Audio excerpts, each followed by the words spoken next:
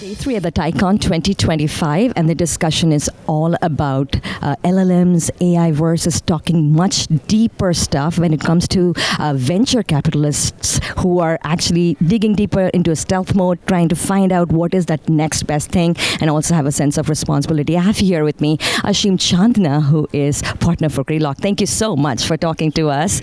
Of course, great discussion with David Wadhwani today from Adobe. Your thoughts on that? Yeah, I would say that we're just in an amazing time right now, and it's a kind of a privilege to be back at TiEcon. I mean, I've been coming to TiEcon for many, many years now. It's an amazing organization. Has been important to me in my own personal journey. I'd say the moment in time where right now is there's more change happening than I've seen like in the last several decades.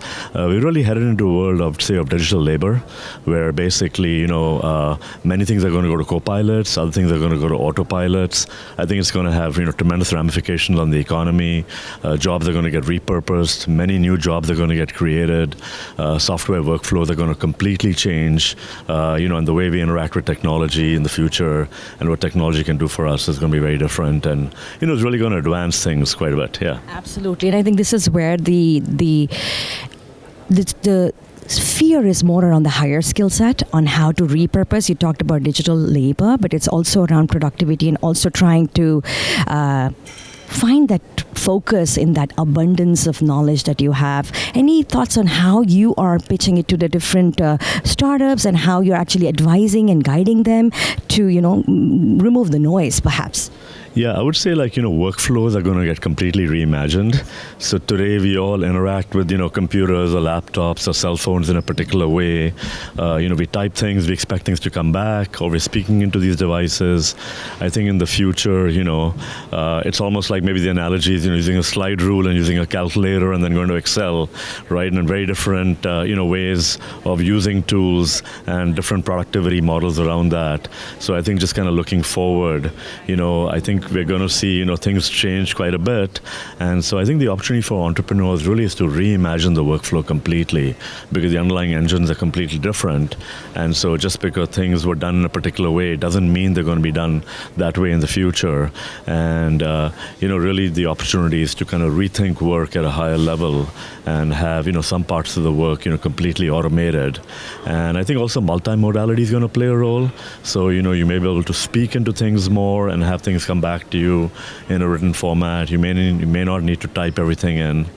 Love that. Large language models and the amount of quantum level improvement that's being made. It's exhausting, but at the same time, something that is making human lives better if we were to apply it properly. Yeah. For sure. Yeah, and I think there are good reasons to be optimistic, while I think there will be some repurposing of the workforce. I mean, what history has really shown is, technology enables productivity, and productivity enables more growth. It drives growth in the economy, growth in GDP. So I think, we're kind of, on the cusp of a tremendous, productivity wave that lies ahead of us. Your advice to tech professionals on what they should do and how they should in this repurposing sector of world that we are living in, how do you advise people to embrace this change? Because it's not easy. Yeah, so we actually talk to a lot of large company CEOs, and what we advise these people to do is it's very important for them themselves as a CEO to start playing this technology. And if I'm today the CEO of a Fortune 100 company or Fortune 500 company, what I really should be doing is getting my entire executive team, creating a shared workspace, turning these models on and having my exec team directly play with these things. So senior leaders need to, directly realize, what's possible and then, drive that change. Love that. It's top down first. Yes, that is amazing. Thank you so much for talking. Thanks so much for having me. Thank you.